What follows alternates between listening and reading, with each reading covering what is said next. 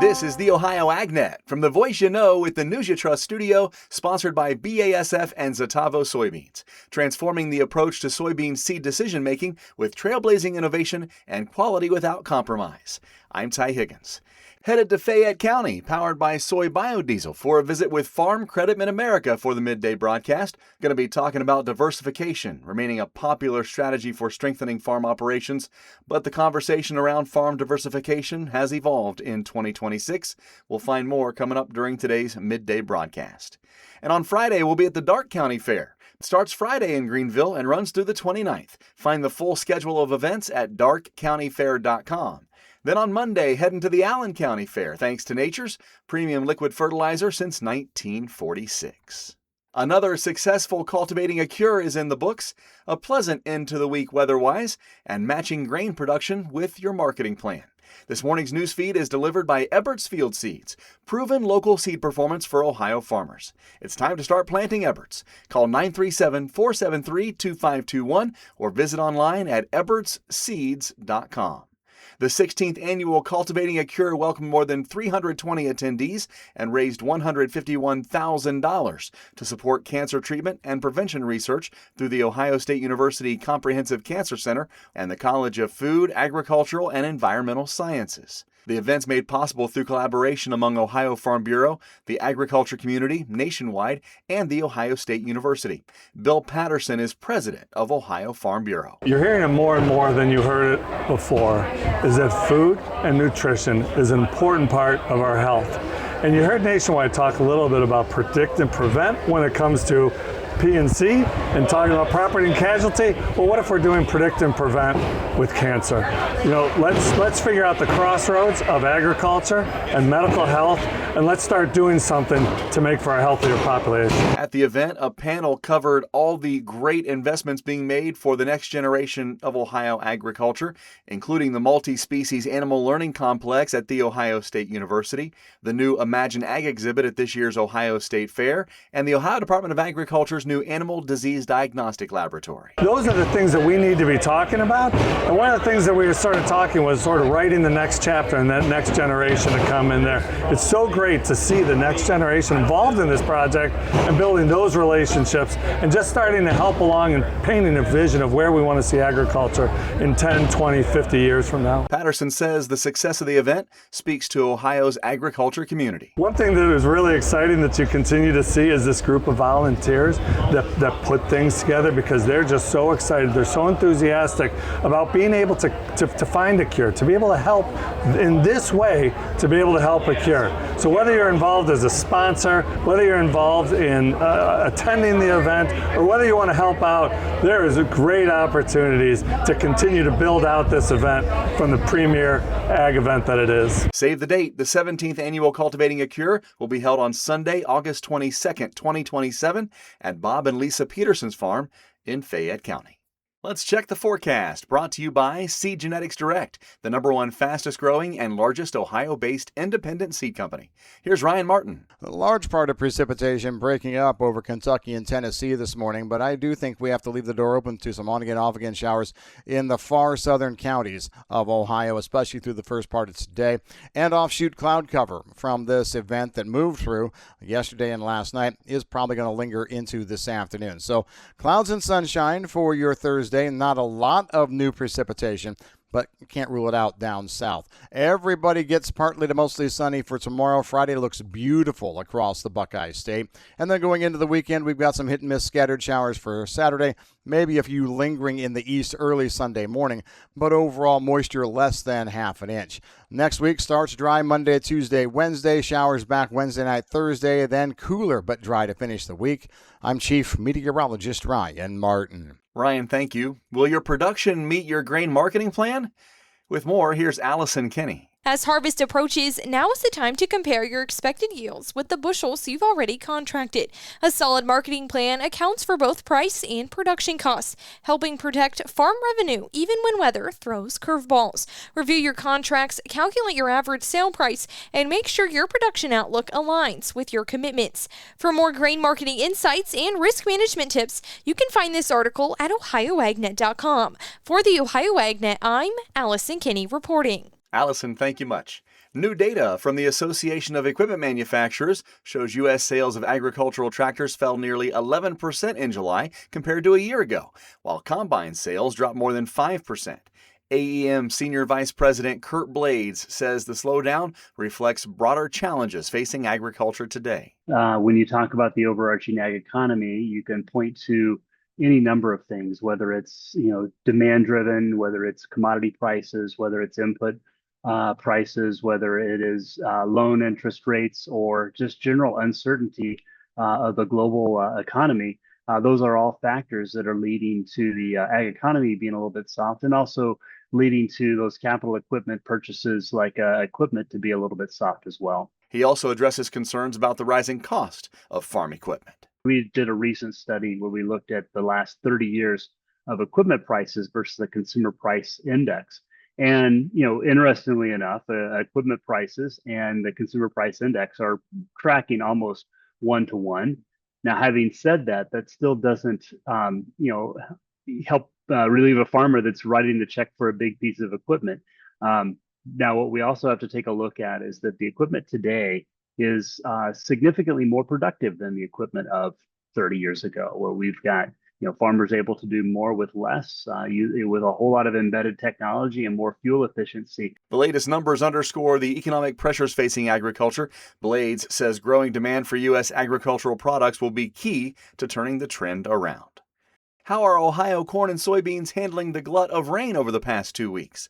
We'll find out in today's featured audio next here on the Ohio AgNet. Looking for heavy equipment but don't know where to buy? Purple Wave Auction has you covered. Always online and always no reserve. It's your destination for construction or ag equipment ready to work. We even sell semis, trailers, and fleet equipment for your operation. Best part? It's free to join. Head to purplewave.com. That's purplewave.com. Sign up for a free account and start bidding today. Purple Wave Auction, the easiest and most straightforward way to buy and sell equipment. Wake up, Ohio farmers! Ohio's Country Journal is bringing the coffee to you.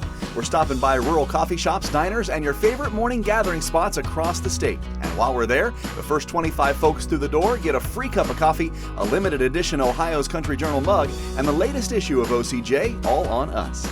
Want us to visit your hometown hangout? Head to ocj.com/coffee shop and sign up your local spot today. Brought to you by Leist Mercantile and Ohio's Country Journal, your source for Ohio farm news. Welcome back on the Ohio AgNet. I'm Joe Everett. Today I'm visiting with Mitch Greavy, a technical agronomist with Channel Seeds. We always want August rains, but we've had a lot of that here in Ohio. How are things looking? Yeah. Hey, Joey, this is Mitch Greavy here. Great to be with you here. Yeah, we've had some excessive moisture here through August, really unprecedented. Much of Ohio has seen 7 to 15 inches of rain across the board, or even more in certain spots. We were coming into a nice grain fill period here, and with some much needed rain, but it's almost turned into too much. We were happy to see the August rains, but with too much rain can come some complications. Absolutely. Yeah, the biggest concern for now on the corn side is maintain that plant health through grain fill. We're watching for some specific things here. Obviously, when you get excessive moisture, we'll move nitrogen down the soil profile. So we're watching for nitrogen deficiencies and that premature leaf firing, stalk and rot, deterioration, and also increased disease pressure as well. On the soybean front, when we get waterlogged soils, the saturated soils can, reduce that root function significantly, and we become at risk for some Phytophthora or even some SDS or other root-related issues as well. Are we setting up for a pretty strong crop yet still this year? Yeah, I believe so. The fields that are adequately drained or have artificial tile drainage in them, if we can get the water away, I think that those still maintain very good, yield potential to them yet. But the main thing is, we need to be out there scouting and assessing these fields as this water gets off these fields and kind of taking a look at what we have for sure. But yeah, if we can move this rain out and get things dried out, there's still a very strong yield potential out there. And as we move closer to harvest, how much do you feel this has maybe set harvest back a little bit? I know some guys got out early and we thought harvest was going to be a little earlier in some areas of the state, but now this rain, has it pushed us back a little bit? Yeah, I mean, when you think about all this moisture, we're going to need some good heat and some good drying days to really, dry the soil back out so we can get in there in a timely manner to harvest this crop for sure. I would anticipate that this will set us back a little bit, especially if we stay saturated here and get more rain here in the coming week or two. Definitely something to monitor. When pushing back harvest, but I still expect a strong early harvest compared to years past. And up until these rains, can you tell us a little bit about what you've been finding as you've been scouting and driving across the Buckeye State?